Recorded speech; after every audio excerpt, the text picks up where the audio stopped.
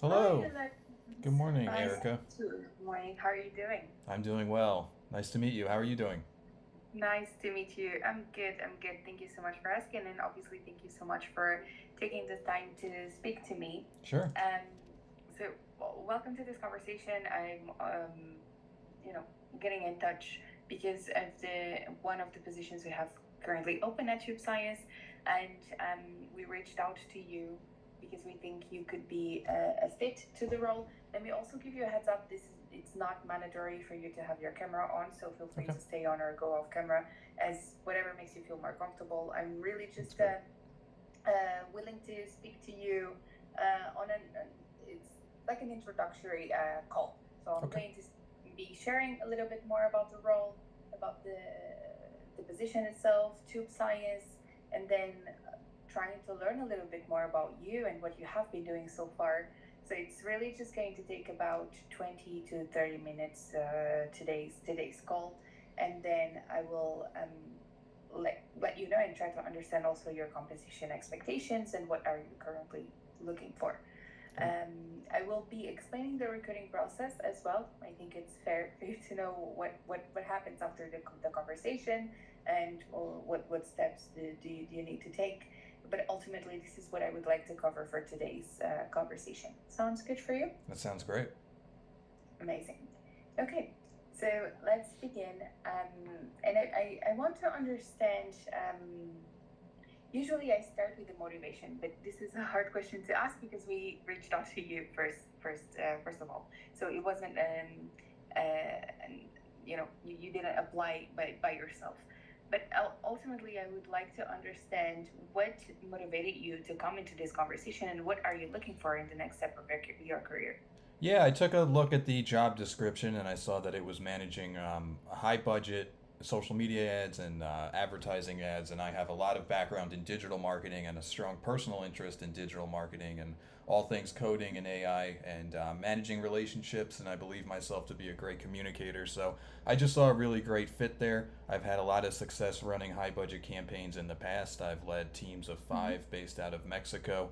I've worked in some pretty fast paced environments, including tourism and hospitality for the city of Philadelphia, where things are very fluid and changing every single day. And I'm used to working in a high, fast paced environment with very big budgets, especially budgets that change frequently due to new information or different data coming in. So I just saw a really good fit because I think this job looks like it's focused on being a good communicator and managing high budgets. So I think I really excel there, and that's what I enjoy doing. Mm-hmm.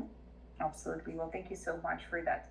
So, I have access to your LinkedIn page. We don't have your resume, but I had a chance to read it and go over your background experience. But I always like to hear directly from the person Yep. how was your experience. If you can talk through your career journey a little bit.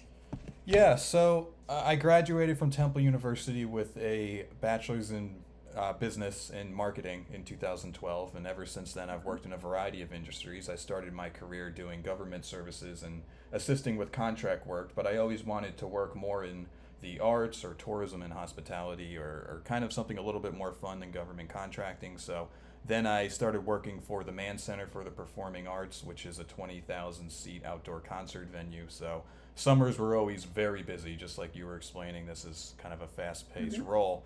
We were doing Yeah. 50 concerts every single summer. So that's almost a concert every single night where everything had to be planned out. All of the marketing collateral had to be ready, whether that's in person or all of the ticket sales had to meet certain expectations. So just managing 50 concerts in one summer and meeting all of those goals was very demanding. I actually got sick of going to concerts, believe it or not, and I'm a huge music guy, doing so many concerts every single month. But that was a really fun job. But then I got another opportunity at Visit Philadelphia, which was a little more stable, and that was a lot of fun. I was managing over $2 million annually by the time I left, and I worked there until COVID hit, and I was in charge of all of the social media advertising for Visit Philadelphia. So there were many events throughout my tenure there. We had the Pope visit the NFL draft.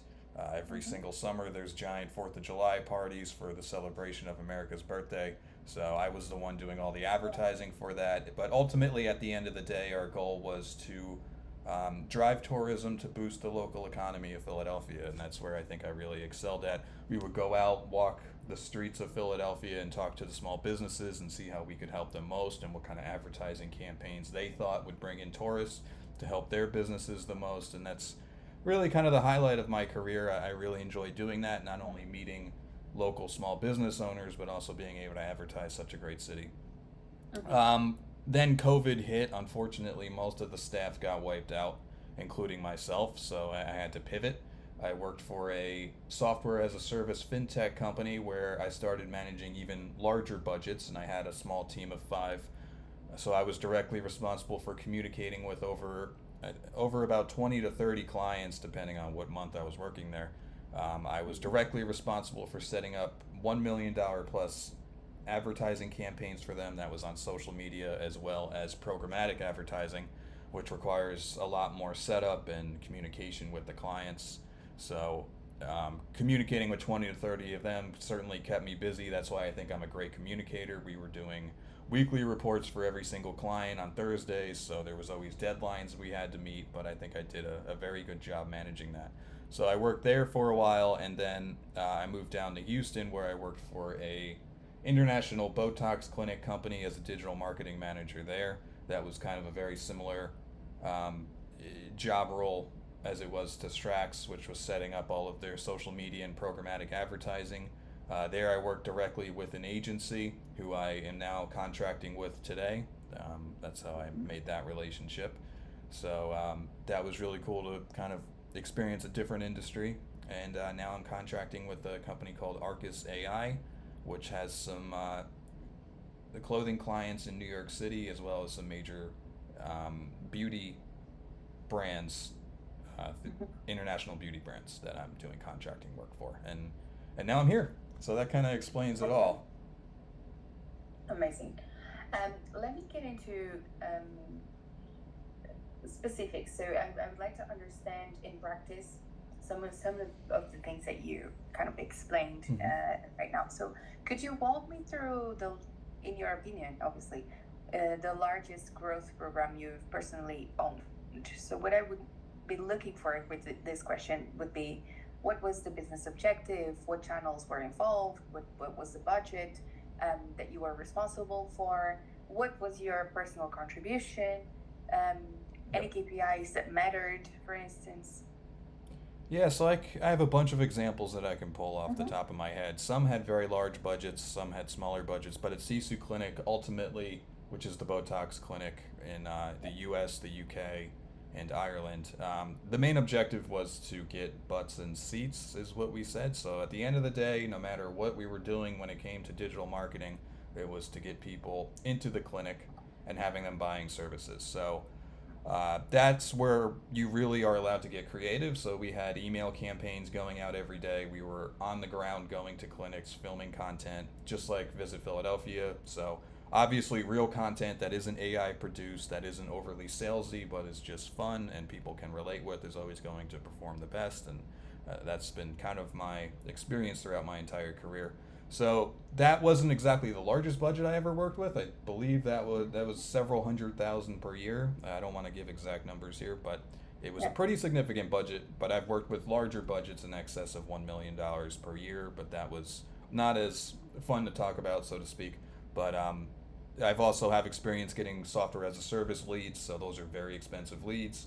Getting Botox customers is also very expensive. You're talking in excess of $100 per conversion. So when you sell a product, you got to make sure that you're making a return on that, because just getting the lead alone is very expensive. But when it comes to most fulfilling, it's certainly Visit Philadelphia, trying to get people from Canada to come visit for the Pope, getting people from all around America to get excited and come see the Pope. And that's a big ask, because hotels, when there's a big event in town, we're not talking just a weekend trip here. We're talking, that's a several $1,000s commitment, because all the hotels are booked up, and then there's always a security and safety risk. So you have to take all of that into account. You're not just selling a normal weekend in Philadelphia. This is a once in a lifetime event. So I think I understand the nuances of campaigns like that very well.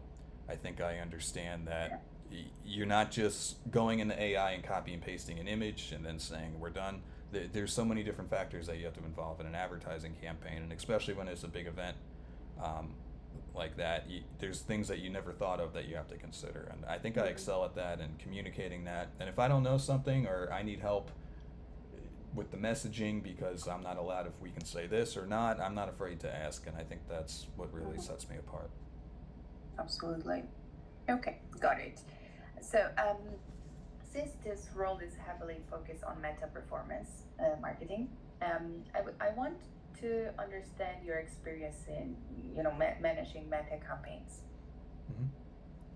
Yeah, so I've been working in Meta since 2012 is when I first started advertising professionally. I've run personal ads before that for personal microsites and websites and projects that I was doing throughout high school and college. But I've been working in Meta since 2012, before they even bought Instagram, before the personalized feeds, Mm-hmm. before you could even upload videos. I believe there were no shorts or reels or anything like that. So it's changed a lot over the years, some for the good, some for the bad, and there's certainly a lot more features that you can use. But I've had a very good relationship with Meta throughout my entire career. I actually went to their offices in New York City a few times to meet with them personally, and we spent so much money with Meta that I had a personal representative come visit me in Philadelphia, and I would visit him in New York. So I know Facebook very well. I've seen it change a lot, and I think it's a great performer. You just really have to make sure that it's optimized well, and I think that being a great communicator and getting a Meta Mm-hmm. representative is really what sets me apart, and I think I'm great at managing those relationships. Of course. Um, what has been the largest monthly ad budget you personally managed?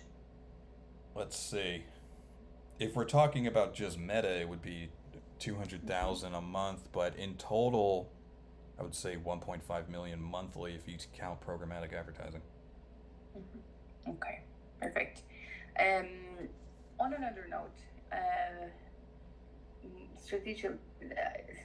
I want to understand your strategic thinking. This is a manager position, so you will have to be involved in some decision making. Yep. How do you decide whether to scale or pause a campaign?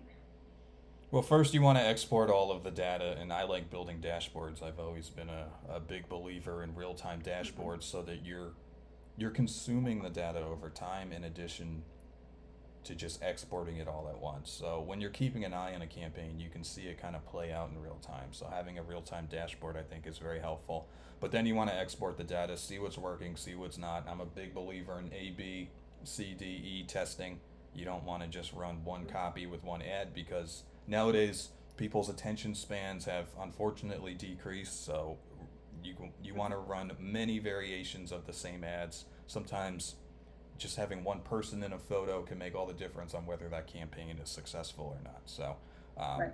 exporting the data, keeping an eye on the data, dashboards and testing, and then taking all of that data, seeing why this one has a higher click rate or conversion rate or website visit time, what have you. I think being able to comprehend data, I'm a big coder as well. I know before AI, I know HTML, JavaScript, Python, PHP. I could code all of that, so I can go right into a website and change anything without AI, knowing why this is being produced and why this isn't working or this function is completely outdated. I think that's what really sets me apart. So, being able to Right. take all of that in and then look at it holistically, Mm-hmm. without taking a million years and going back and forth, I think is what really sets me apart. And that's how I would go about creating campaigns or changing campaigns or reporting out or explaining why something worked and why something didn't work and what the successes are and what the learnings are. Mm-hmm. Got it. I have a scenario question for you. Let's imagine that return of ad spend suddenly dropped 25% overnight. Hmm. How would you investigate? It depends what platform we're talking on, but if we're talking about Meta or Google, I would see where the ads are delivered to. Mm-hmm. Nowadays, more than ever, I'm seeing ads being delivered internationally when that wasn't the goal at all. So there is a lot of waste spending that has been increasing over the years, which it kind of confuses me because I never seem to get a clear answer, and a lot of campaign perimeters aren't really being respected, so to speak. So I would look for any setup bugs at first, and then I would you always want to link to a property that you own. So I would look at your own data as well and compare that directly with the social media data to make sure that we're both on the same page. Because now, more often than not, there's a lot of discrepancies, which is unfortunate because it causes a lot of turmoil. But I would make sure that there's no discrepancies. The campaign is set up. And then if that doesn't work, I would look at the creative. But more often than not, you're looking at the technical setup now more so than the creative, in my experience, which is unfortunate. Got it. Can you tell me about an experiment you designed from scratch? Sure. Let's see. So, for Sisu Clinic, we were always testing different ways to have fun videos. So we would do like little promotion videos. So we would do like a spin the wheel to get customers in. Then we would record that. So giveaways are a big one. That was to get people into the clinics.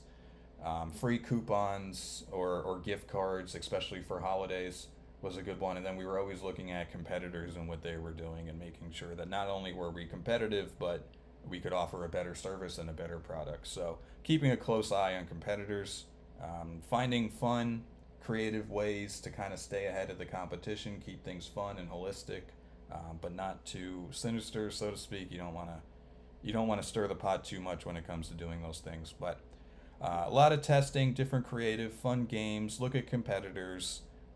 Stay on top of inspiration. Make sure that you're actually consuming content instead of just creating content all day, because it's very easy to get tunnel vision in marketing. And then you start focusing on what the video intro should be, but then you don't notice that the coupon's incorrect. So just making sure that your mind is always on top of things and you don't get tunnel vision, I think, is very important. Got it. Um, this role obviously requires you to collaborate a lot with your team, but also different teams. How do you usually work with creative teams? Uh, yeah, so when it comes to communication, I've always been somebody that enjoys direct conversations. Slack is great, but being able to go into a huddle anytime throughout the day is usually the best way to actually get work done instead of sending an email or scheduling a meeting for the end of the week. So I really like Slack and huddles, and then being able to just directly say, hey, the coupon code says $15, but it should be $10. Can we just fix that real fast?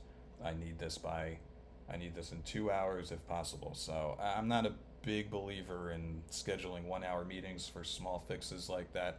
Um, Generally, I would have a creative team that was in house, so that generally sped up the process pretty significantly. Whenever you introduce agencies that are in charge of creative teams as opposed to in house, what should take 10 minutes, like changing the price on a coupon, tends to take 1 week. So um, just staying on top of it, and quick huddles, I think, are very effective these days.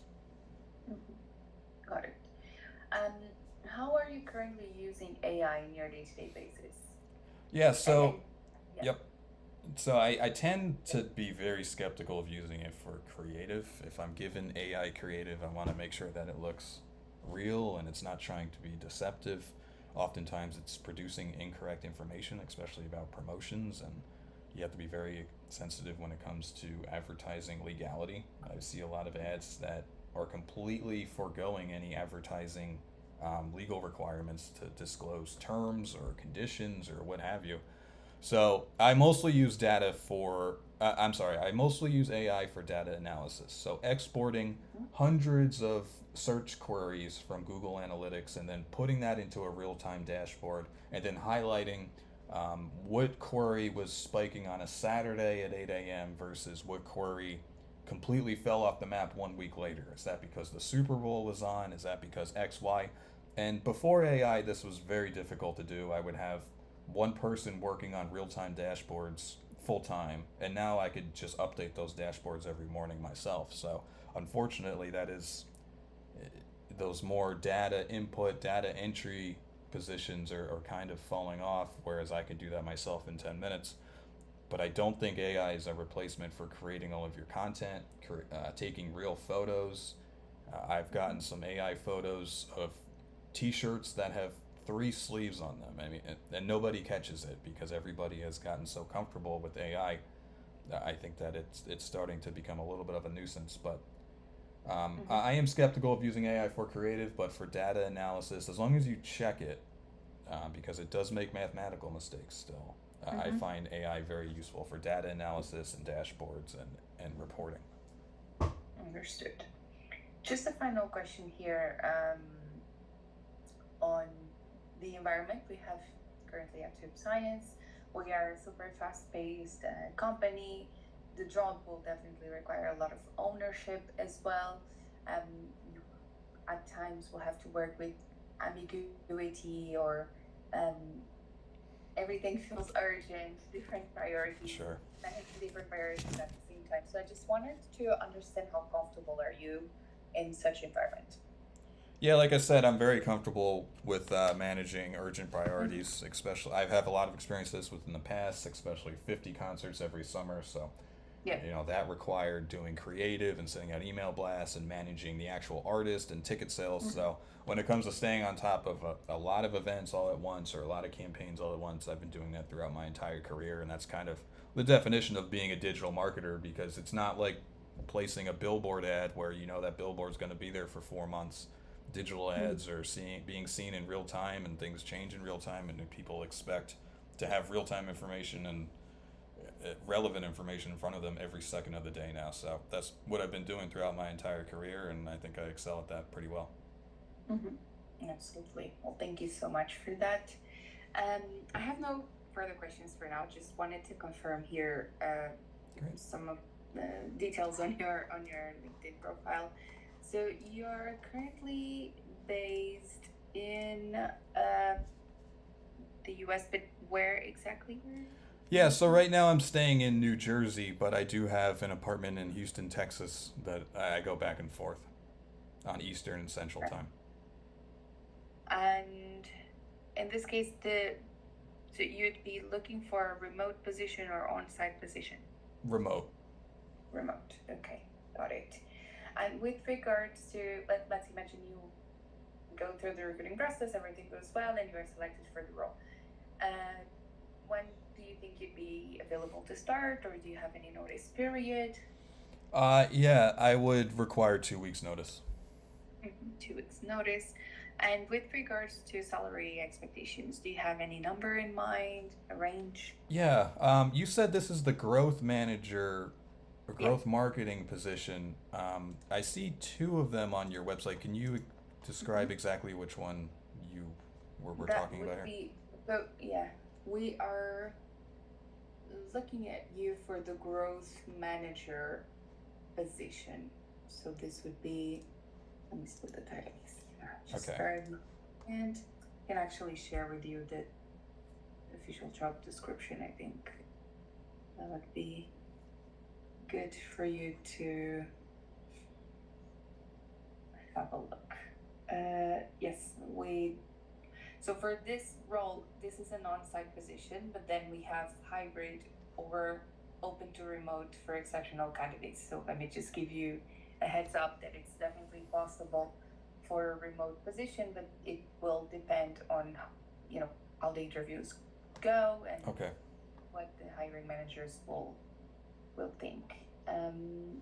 So let me share the link with you. 1 second. I'll share with you in a moment. But this Sure. is basically the link where you have all the information and you would be able to formally apply if you are interested in the role and you would like to progress to the next rounds of the recruiting process. Yes. Um, okay, so um, that said, I'm not sure if you had a chance to look into. I don't think so. So I'm just gonna go ahead and say what the range salary, the base range salary for this role is. So it would be between 100,000 to 130,000 base, Mhm. plus uncapped monthly performance incentives, plus stock options. Great. Yeah, that falls within what I'm looking for as well. Okay, amazing. Thank you so much for that. Um, okay, so let me just pause for a moment before I jump into explaining the recruiting process, talking about the role, and so on. just to see if you have any questions. No, not at this time. Not this time. Okay, lovely. So let me start with the recruiting process. So what happens after this conversation? I will be sharing the link with you, as I mentioned before, and you feel free to apply if you feel like after this conversation the role is still interesting to you and you would like to move forward. So I kindly ask you to make the formal application so that we have your details on our recruiting platform, which will make it also much easier to for you to have more information about the status of your recruiting process with us. Okay.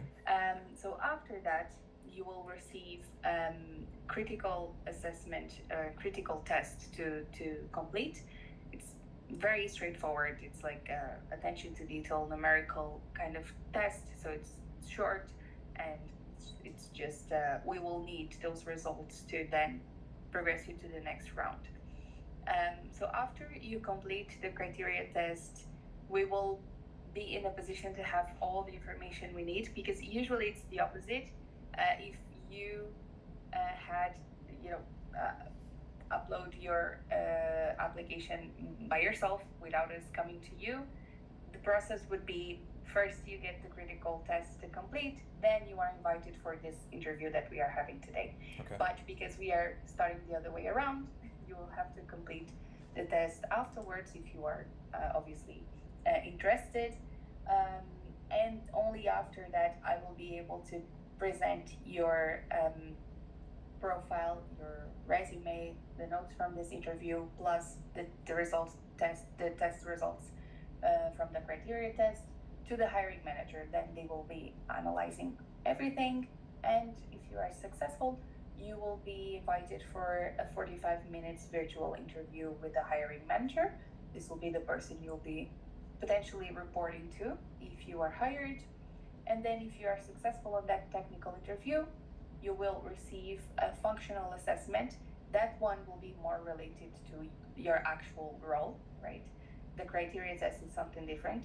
So you will complete on your own time the functional assessment and finally be invited for potentially an on-site interview with a panel of interviewers. This will be 2 or 3 members of the leadership team for the growth function. And that's Wow. it. That's the full recruiting process. That's very intensive. Yes, it's a little bit. Um, so let me just ask if you have full clarity on the recruiting process. Yes, I have full clarity. Okay, amazing. So let me just give you a little bit more information on tube science and the role. So I'm assuming here that you had the chance to look into us and what we are doing, but just to give you a brief overview of it, we are a performance marketing campaign. We combine creative media buying, data science, and technology to basically help some of the world's leading consumer brands scale customer acquisition. Basically, this is what we do.